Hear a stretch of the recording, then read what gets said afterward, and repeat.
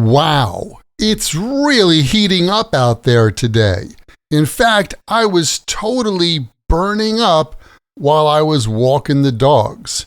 Thankfully, I can cool down with the AC. Heat up, burn up, cool down. Let's get the ball rolling. Welcome to another Happy English podcast coming to you from New York City. And here's your English teacher, Michael. All right, thank you, John, and thanks, everyone.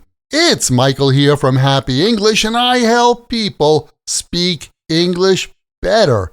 And this is Happy English Podcast, episode 852, Hot Weather Phrasal Verbs. Hello and welcome. Thank you for joining me for another episode of the Happy English Podcast.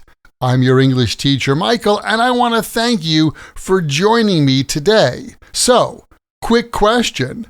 How hot is it where you are right now? Here in Japan, summer's in full swing, and let me tell you, it's hot as hell outside. So, that brings me to today's lesson point. Last week, we looked at some slang and idioms related to hot weather. This week, I've got some phrasal verbs for you that we use to talk about hot weather. Phrasal verbs are such an integral part of English. I mean, native speakers not only use them all the time, but we prefer to use them in a conversation. And you should too. Using this kind of language will make your spoken English sound more natural. So, let's get started with heat up. When things heat up, they get hotter.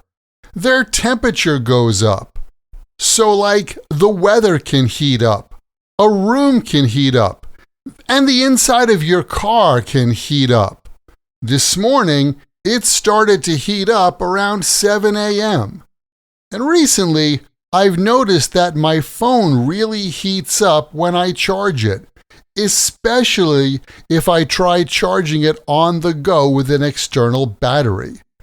You can also use heat up as an action verb when you take action to make something hot. Like, my sister likes to heat up her coffee in the microwave. And I think you should heat up that pizza before eating it. Now, aside from the weather, we use heat up when we talk about human relations. When there's a situation between people, like a discussion or an argument, when that becomes more intense or emotional, we say that it heats up. Like, things heated up between the two coworkers during the meeting. Or, in politics, a debate can heat up when the discussion gets lively. Heat up. That happens with temperature or our emotions. And speaking of heat, sometimes you're just burning up, right? I mean, people don't exactly catch on fire, but when it's super hot, we say, I'm burning up. Like last weekend, Jim and his friends started playing soccer in the park, and they were burning up in no time. And the air conditioner in my car stopped working the other day. I was totally burning up. Now, naturally, when things heat up and when we are burning up, we try to cool off. To cool off means to become cooler or to help someone or something get cooler. By the way, we also use cool down with the same meaning. Like, let's sit in the shade and cool off a bit. We can even drink some iced tea to cool down. And even though I don't really like to have cold air blowing on me, there's no better way to cool off than to turn on the air conditioner and chill on the sofa. Hey, how do you like to cool off. By the way, cool off also means to calm down emotionally or situationally. Like yesterday, Sarah was really mad after the meeting, so she went for a walk to cool off. And to be honest, if I were you, I would avoid talking to her for a while.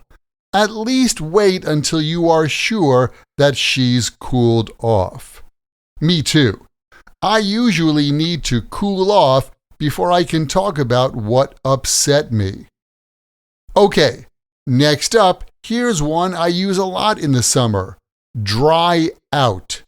After swimming or sweating, we need to dry out our clothes or towels. When something dries out, it becomes dry again. Like a few weeks ago, I got caught walking in a rainstorm, and my sneakers got totally soaked. For sure, those shoes need to dry out before I wear them again. On a sunny day, I like to dry out the laundry outside.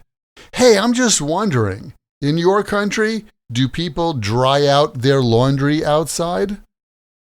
Of course, when the sky clouds over, it becomes harder and harder to dry out the laundry. Cloud over. You know, the sky becomes cloudy. Like if you're chilling with some friends in the backyard on a sunny day. You're enjoying the sunshine and then, boom, it clouds over. Like when Jenny went to the beach yesterday. When her and her friends left the house, it was sunny. But by the time they got to the beach, it clouded over. Summer weather is so unpredictable. So yeah, summer heat gives us a whole bunch of colorful ways to talk about the weather. Let's do a quick recap of those phrasal verbs. When it heats up, the temperature goes up. And even a conversation or an argument can heat up. The opposite is to cool off or cool down. That means that the temperature goes down. When you say that you're burning up, that gives us the image that you're on fire, but it really means that you're just very, very, very, very hot. When something gets too wet, you can dry it off. And when that beautiful blue sky goes away and it gets cloudy, you can say that it clouds over. And in that case, we use cloud as a verb. Interesting, isn't it? Try using a few of these phrasal verbs in your own conversations this week. And hey, how do you cool off in the summer? I would love to hear from you. And keep in mind, the best way to remember English like this, and any other word or phrase in English, is to take that word or phrase, write it in a sentence that's true for you or true in your world, and then memorize your sentences. And remember, check out my AI tutor. It's a great way to practice your English, get answers, and more 24/7. And it's all free. There's a link in the description where you are listening to this podcast right now, so check it out. And if you like it, leave me a thumbs up there. And if you really, really want to get more practice using your English, well, then you should join my Podcast Learners Study Group. There you can make new international friends. Join us for live group lessons every week where we practice these podcast lessons together. Plus, you get access to the PDF transcript and audio download for every Happy English podcast in the past and in the future.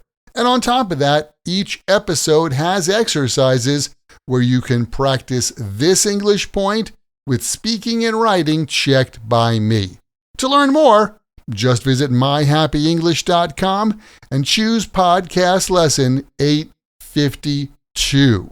Remember, learning another language is not easy, but it's not impossible, and I'm here to help you on your journey. This podcast is brought to you by Happy English. Please visit myhappyenglish.com. Show your support for Happy English by leaving us a review. Get English, get happy, Happy English.